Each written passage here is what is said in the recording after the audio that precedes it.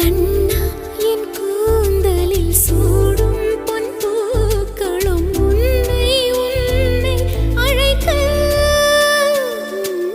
கண்ணே உன் கைவளை மீட்டும் சங்கீதங்கள் என்னை என்னை உடைக்க.